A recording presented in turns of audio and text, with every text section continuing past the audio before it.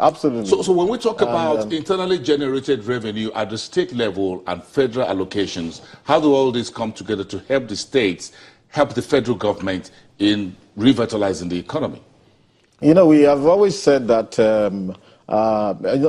there's this group of people that are fighting for regionalism and all sorts of things going on. Of course, they do have a point that, like Kogo has said, that if production is happening in a state, the state should have a say and should actually benefit something quite tangible. However, where people may also say, hey, what's going on is that we've seen that at the state level, there hasn't been, in some of the states and a lot of the states, there hasn't been that level of responsibility over the years shown, that some of them live like lords of the manor and all that. And it's important, because we're talking about the United States of America. I heard what even Mr. Donald Trump was saying just now. I mean, nobody gave him a chance, but I mean, here he's saying that hey, even he has a problem with the fact that people who work in government go on and become lobbyists.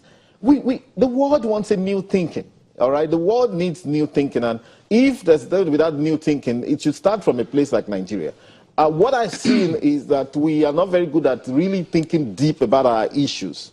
We can't even sustain an argument for a few minutes, let the head gets put themselves together and actually discuss issues and say, and in order to trash it out, and because before you know it, politics begins to come in, intervene, and then we end up churning out the wrong decisions that hasn't taken us anywhere. So certainly there's a need to restructure. But when they talk about SAP, what is SAP? For example, Structural Adjustment Program. Now, it's a scenario where the IMF or the World Bank comes here to say, these are the things, this is the way you should rearrange your society. Now, do they know our society well enough for them to tell us how to rearrange our society? Of course, we did some things then. Of course, later they came and said, oh, sorry, they made one or two mistakes here and there.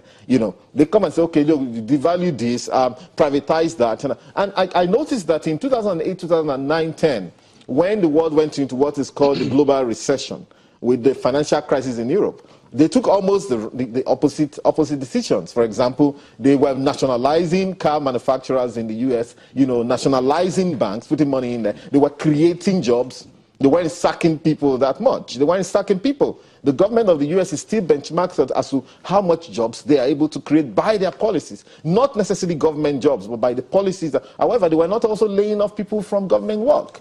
So we are the ones that can actually restructure ourselves better. However, restructuring should not just be political. There's economic restructuring and reinvention of this country to be done, which we haven't given much thought to. Okay, let's get back to some of the things Godwin Emefiele said, driving the recommendations and driving to those decisions today. He spoke about growing local debts across all sectors, and he just didn't go by names. The oil and gas sector, the power sector, and he says, look, the federal government, this debt that is growing is threatening the banking system. That's a very subtle warning from Godwin Emefiele to the fiscal authorities that, look, there's so much debt ramping up here, and we need to do something. There's a bubble that may burst. That was what Emefiele didn't say. The credit market. Yeah, the credit market. Because again, if you look at the credit to the government, it's amazing, way out of projections for 2016. Let me first of all just say, I commend the way the governor said it. I mean, it was the subtlest means of saying that, look, the rising government debt, if it continues this way, is going to cause crisis in the financial system. And they're from two sectors, really. They're from the oil and gas sector, and they're from the construction industry. These are the two main where you can government debt. And what is happening is that due to declining government revenue, I must admit, not caused by this government. Yeah, not many people will agree with you because I'm just going to intervene that we sat on so much money before the current administration took over. So why were contractors not paid 2 years, 3 years ago, for example? When we had so much money, we privatized the power sector. How come we didn't invest? That's part of the government problem that we're talking about. Governments just do what they like sometimes. And when I mean government, people in government. Now, some of those problems this government has inherited, and we must dimension it that these debts were not created by this government. However, the problem with government also, because it's continuity, now it is government that is owing these people. there must be a way forward. We must categorically deal with this debt situation. Otherwise, we continue to have rising MPLs, which will threaten the stability in the financial system. So, and I think that's why Emefiele was take government's money. So, Professor, you take government's deposit and you buy treasury bills from the government at about 16 to 18%. You lend the same money to the central bank. You take it back after about 2-3 weeks. The cycle go round. But the TSA has taken care of most of that. Yeah. Even though there's a pushback now. There's a pushback now that they should kind of take it. You see, the whole idea of the TSA really is to say the government wants to have a hang of where its money is. You know, you don't want to be looking for, okay, where do we have where? So let's consolidate everything. However, the corollary to that is that it presupposes that government will be able to pay its contractors as and when due very quickly, so that money should not be, in fact, honestly, we should not be boasting that we have 3.5 trillion inside the TSA. But we don't have it. Wait, I mean, I've heard that said a number of times. I've heard that said a few times. You know, have you seen it? Well, many times I get confused myself. You know, I get confused myself as to exactly what is going on. But we hear maybe he should. With the TSA, but then again, I'm saying that money, we shouldn't be boasting about having so much money sitting there at any point in time, because ordinarily speaking, by the procurement laws, you shouldn't even issue the contracts out except you've provided money. However, we see scenarios where government is owing for 2-3 years their contractors. In fact, one of them recently we had some guy went and committed suicide in a government agency.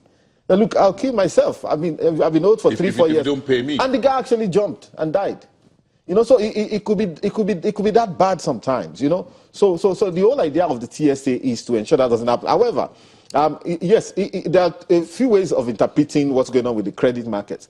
The banks have to be careful themselves. I know that some of our top economists are pushing for AMCON 2.0. Which I got very alarmed because AMCON 1.0, we haven't actually been able to resolve most of the loans. You see, the bankers themselves need to be very careful. Is that what informs the way you give out this credit? How come so much money gets lost? And the central bank governor also alluded to that today. Yes, a few minutes ago when he said, look, the bankers themselves need to sit down and do their credit due diligence very well as to how they give this money out, whether to power sector or to construction. People and what have you. But again, we have a bit of a problem. No, but if you look at the issue of power sector, not only power sector, there's also oil and gas, a lot of money. I'd actually put it between power sector and oil and gas. Okay, now maybe the construction, real estate sector comes in. The problem, I used to be a banker, so probably I will be able to tell, you know, that there's this tendency in the banking sector, and you'd have thought that the business model would change. If you hear that, oh, this bank is making so much money from that sector, everybody rushes there. And when you even go there, you're not thinking of even creating new customers. You're saying, we heard that you've been given 2 billion naira by so bank. We're going to buy that over. That's what we do. So we're going to buy that over and add money to that for you. Before we know if we become slaves to these people. And some of them take delight in having 4 or 5 bank MDs waiting in their waiting rooms while they're sipping coffee. And then by the time they come, they begin to play you against each other. And of course, also the issue of compromise comes in there, you know, and all that stuff. And before you know it, you know, so much money has been given to one person. So you see, there's the loans hanging in AMCON as we're speaking, which Ahmed Kuru has been complaining about. They are the ones that CBN still forces the banks to publish from time to time. Sticky loans. And then there are the ones that you don't know that are still in the bank books. But very interesting. Let's have some currency conversation.